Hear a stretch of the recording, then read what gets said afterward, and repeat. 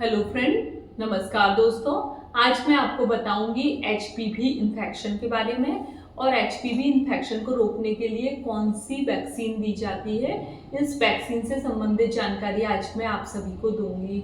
Friends, HPV जिसका पूरा नाम होता है ह्यूमन पैपिलोमा वायरस का इन्फेक्शन, यह एक बहुत कॉमन इन्फेक्शन है जो लाइफ टाइम में हर किसी को एक ना एक बार होता ही है।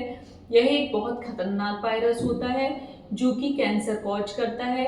यह हमारे शरीर में रहता है और बहुत तेजी से फैलता है और हमें इसका पता ही नहीं चलता, क्योंकि इसके कुछ ऐसे स्पेसिफिक सिम्टम्स ही नहीं होते जिसके कारण लोगों को ये जानकारी प्राप्त हो सके कि आपको इन्फेक्शन हो रहा है और ये इन्फेक्शन कैंसर भी कॉज कर सकता है।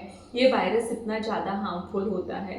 तो फ्रेंड्स, महिलाओं में यह सर्वाइकल कैंसर या बच्चेदानी के मुंह सर्विक्स के कैंसर का मेन कारण होता है। इसके कारण वेजाइना का भी कैंसर हो सकता है और इसके कारण बल्बा एरिया का भी कैंसर हो सकता है। मेल्स में पेनिस का कैंसर हो सकता है, एनोरेक्टल एरिया में कैंसर हो सकता है, ओरोफेरेंशियल कैंसर ये प्रोड्यूस करता है। ये बहुत इसी वायरस के कारण जेनाइटल एरिया में वॉर्ड्स हो जाते हैं।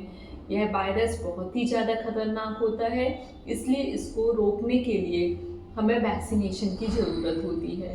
तो फ्रेंड्स, सबसे पहले मैं आपको बताऊंगी कि जो एशिया में सबसे ज़्यादा जो कैंसर के केसेस होते हैं वो इंडिया में होते हैं। और इंडिया में भी जो सर्विक्स का कैंसर है, बच्चादानी के मुख का कैंसर है, वो इसी वायरस के कारण होता है और सबसे ज़्यादा मात्रा में होता है।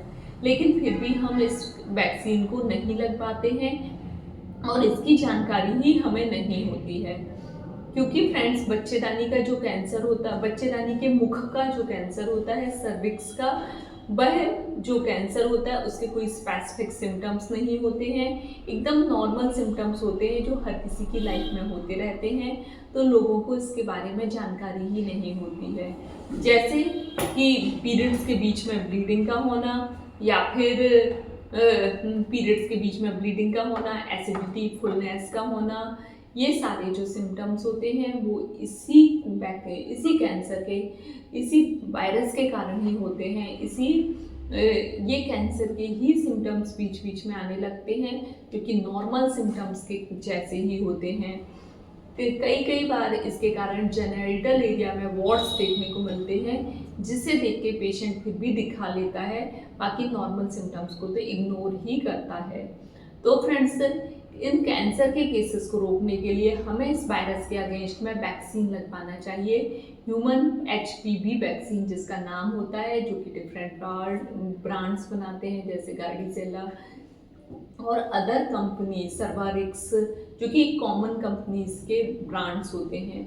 ये जो वायरस होते हैं इसके मोर देन 200 स्ट्रेन्स होते हैं। इसका जो 6 नंबर, 9 नंबर और 11 नंबर का स्ट्रेन होता है वो जेनाइटल वॉर्ड्स क्रिएट करता है, जबकि इसका जो 18 नंबर का वैक्सीन है और 18 नंबर का स्ट्रेन है और 16 नंबर का स्ट्रेन है, 16 और 18 नंबर का स्ट्रेन कैंसर प्रोड्यूस करता है। तो फ्रेंड्स, अगर ये इतना हार्मफुल वायरस है तो इसके अगेंस्ट हमें वैक्सीन लगवाना चाहिए। एक ऐसी केस स्टडी देखी गई है कि जो यूएस है, यूके है, वहाँ पर ये वैक्सीन लास्ट 10 ईयर से मैंडेटरी है और वहाँ पर एक स्टडीज़ में पाया गया है कि पिछले 10 सालों में वहाँ पर सर्विक्स के कैंसर के जो केसेस हैं वो 80% तक रिड्यूस हुए हैं। इस वैक्सीन को लगवाने के बाद 80% तक ये जो वैक्सीन है इन केसेस को रिड्यूस कर देता है, मतलब इसका सक्सेस रेट बहुत ज़्यादा है। तो फ्रेंड्स, अब हम जानते हैं वैक्सीन के बारे में कि ये जो वैक्सीन है ये कब लगता है, किस उम्र में लगता है। फ्रेंड्स, ये वैक्सीन 9 से प्रेफर करते हैं हम लोग, जो लड़कियां हैं या बच्चे हैं सेक्सुअली एक्टिव हों उसके पहले ही ये वैक्सीन लगवा देना चाहिए, क्योंकि ये जो वैक्सीन होता है एसटीडीज़ को भी प्रिवेंट करता है, जो सेक्सुअली ट्रांसमिटेड डिजीज होती है उसको भी ये प्रिवेंट करता है। क्योंकि ये वैक्सीन 9 साल से लेके 15 साल के बीच के जो बच्चे हैं, चाहे लड़के हों या लड़कियां, उनको लगवाना चाहिए। अगर इस एज में हम इस वैक्सीन को लगवाते हैं तो केवल 2 डोजेस की ज़रूरत होती है। एक डोज एक डोज और दूसरे डोज के बीच में केवल 1 महीने का ही 6 महीने का डिफरेंस रहता है। और अगर आप 15 से 45 साल की उम्र के बीच में अगर ये वैक्सीन लगा रहे हैं तो हल्का सा इसका एफिकेसी जो है वो कम हो जाता है, लेकिन ख़त्म नहीं होता है। आप 15 से 45 साल की एज में हैं तो आपको वैक्सीन के 3 डोज लगेंगे। 2 डोज, एक पहले डोज के बाद दूसरा डोज 1 से 2 महीने के डिफरेंस से, और तीसरा डोज जो है वो 6 महीने के डिफरेंस से लगेगा। कई बार पेशेंट्स पूछते हैं, मैडम अगर मिस हो गया है, भूल गए हैं या किसी कारण से नहीं लग पाया है, या फर्स्ट डोज के बाद सेकंड डोज लगवाया, प्रेगनेंसी हो गई, तो फिर ये वैक्सीन कब लगाएं? तो जब बच्चे की डिलीवरी हो जाए उसके बाद आप ये वैक्सीन लगवा सकते हैं।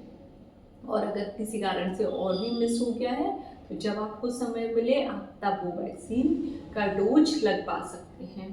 फ्रेंड्स, बहुत सारे लोगों में ऐसा मिथ है कि ये जो वैक्सीन है वो प्यूबर्टी जल्दी ला देता है, यंग हो जाते हैं बच्चे जल्दी, या पीरियड्स इसके कारण जल्दी आ जाते हैं। तो ऐसी कोई बात नहीं है। आजकल ये वैक्सीन ऐसा कुछ भी नहीं करता है।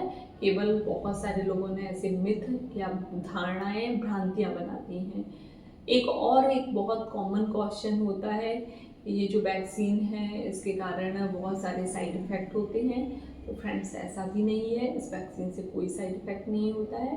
जैसे हमने कोविड का वैक्सीन लगाया था वैसे ही ये वैक्सीन एक बहुत कॉमन सा वैक्सीन है, कोई पेनफुल नहीं होता है। मैंने इसमें एक वीडियो भी बनाया है, वो भी आप देख सकते हैं। तो फ्रेंड्स, ये थी जानकारी HPV वायरस के बारे में, HPV वैक्सीनेशन के बारे में, कार्सिनोमा ऑफ सर्विक्स के बारे में। आपको मेरा ये वीडियो कैसा लगा मुझे ज़रूर कमेंट सेक्शन में लिख के बताएं।